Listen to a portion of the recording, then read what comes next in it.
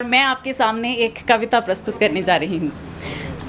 आप में से कितने लोग ऐसे हैं जिन्होंने रेल में यात्रा की है? कितने लोग ऐसे हैं जिन्होंने रेल में अब आप में से कितने लोग ऐसे हैं जिन्होंने first class, second class, third class में नहीं, रेल के जनरल डब्बे में यात्रा की है? बहुत सारे लोगों ने की है। That's very nice. बड़ा अच्छा लग रहा है कि आज के टाइम में when there are aeroplanes there are so many people जिन्होंने रेल के जनरल डब्बे में यात्रा की है। तो आज मैं आप सभी को रेल के उसी जनरल डिब्बे में वापस लेके जाती हूँ और कुछ यादें ताज़ा करती हूँ। तो प्रस्तुत है प्रदीप चौबे जी द्वारा लिखी गई ये कविता जिसका शीर्षक है रेलमपेल। भारतीय रेल की जनरल बोगी, भारतीय रेल की जनरल बोगी, पता नहीं आपने भोगी या नहीं भोगी। एक दिन हमें करनी पड़ी यात्रा, एक दिन हमें करनी पड़ी यात्रा। स्टेशन पर देखकर सवारियों की मात्रा, हमारे तो पसीने छूटने लगे, हम तो झोला उठाकर घर की तरफ फूटने लगे। तभी एक कूली आया, मुस्कुराकर बोला, अंदर जाओगे? हमने पूछा, तुम पहुंचाओगे? कहने लगा, बड़े बड़े पार्सल पहुंचाए हैं, आपको भी पहुंचा दूंगा। बड़े बड़े पार्सल पहुंचाए हैं, आपको भी पहुंचा दूंगा, लेकिन रुपए पूरे 50 लूंगा। हमने कहा, 50 रुपया? वो बोला, हाँ भैया, 2 रुपये आपके और बाकी सामान के। हमने कहा, यार सामान नहीं है, अकेले हम हैं। कहने लगा, बाबूजी आप किसी सामान से कम हैं। बाबूजी आप किसी सामान से कम हैं। भीड़ देख रहे हैं, कंधे पर उठाना पड़ेगा, धक्का देकर अंदर पहुंचाना पड़ेगा। कंधे पर उठाना पड़ेगा, धक्का देकर अंदर पहुंचाना पड़ेगा। मंजूर हो तो बताओ। हमने कहा, देखा जाएगा, तुम उठाओ। कूली ने बजरंग बली का नारा लगाया, कूली ने बजरंग बली का नारा लगाया और पूरी ताकत के साथ हमें जैसे ही उठाया कि खुद बैठ गया। दूसरी बार कोशिश की तो लेट गया। हाथ जोड़कर बोला, बाबूजी आपको तो भगवान ही उठा सकता है, हम क्या खाकर उठाएंगे, उठाते उठाते खुद दुनिया से उठ जाएंगे। हम क्या खाकर उठाएंगे, उठाते उठाते खुद दुनिया से उठ जाएंगे। तभी गाड़ी ने सीटी दे दी। हम झोला उठाकर धाए, बड़ी मुश्किल से अंदर पहुंच पाए।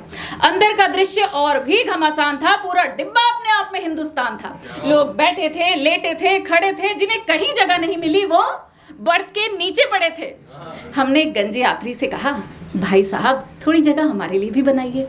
वो बोला, आइए हमारी खोपड़ी पर बैठ जाइए, आप ही के लिए साफ की है। सिर्फ 2 रुपए देना, लेकिन फिसल जाओ तो हमसे मत कहना। सिर्फ 2 रुपए देना, लेकिन फिसल जाओ तो हमसे मत कहना।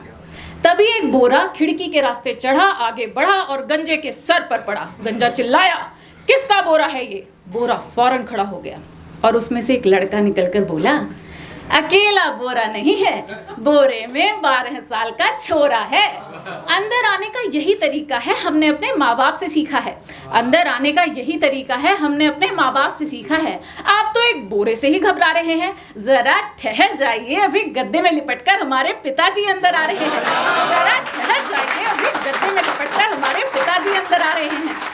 उनको आप कैसे समझाएंगे? हम तो फिर भी खड़े हैं, वो तो आपकी गोद में ही बैठ जाएंगे। हम तो फिर भी खड़े हैं, वो तो आपकी गोद में ही बैठ जाएंगे। एक सज्जन फर्श पर बैठे थे, आंखें मूंदे। उनके सिर पर अचानक पड़ी पानी की गर्म गर्म बूंदे। वे सिर उठाकर चिल्लाए, कौन है, कौन है? कमबख्त, पानी गिराकर मौन है? दिखता नहीं नीचे तुम्हारा बाप बैठा है? ऊपर की बर्थ से आवाज आई, क्षमा करना भाई, पानी नहीं है, हमारा 6 महीने का बच्चा लेटा है। क्षमा कर दीजिए और अपना मुंह भी नीचे कर लीजिए, वरना बच्चे का क्या भरोसा। एक महानुभाव बैठे थे सपरिवार। हमने पूछ लिया, कहाँ जा रहे हैं सरकार? वे झल्ला कर बोले, जहन्नुम में।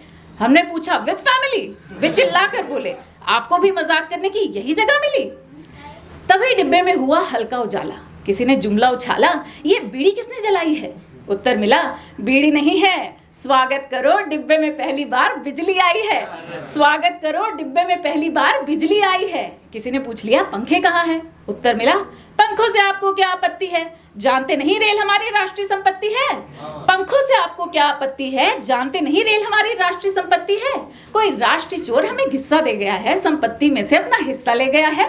आपको ले जाना है तो आप भी ले जाओ, आपको ले जाना है तो आप भी ले जाओ, लेकिन जेब में जो बल्ब रख लिए हैं उनमें से एक आध हमको भी तो दे जाओ।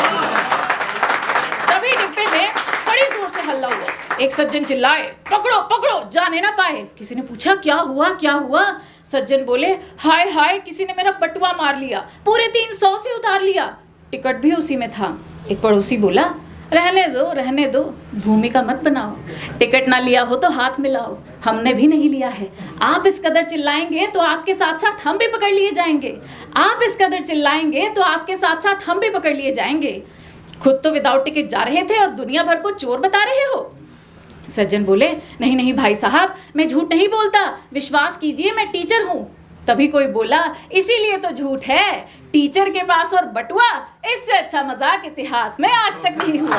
टीचर के पास और बटुआ, इससे अच्छा मजाक इतिहास में आज तक नहीं हुआ। टीचर बोला, कैसा इतिहास, मेरा विषय तो भूगोल है। तभी एक चिल्लाया, बेटा इसीलिए तुम्हारा बटुआ गोल है, बेटा इसीलिए तुम्हारा बटुआ गोल है।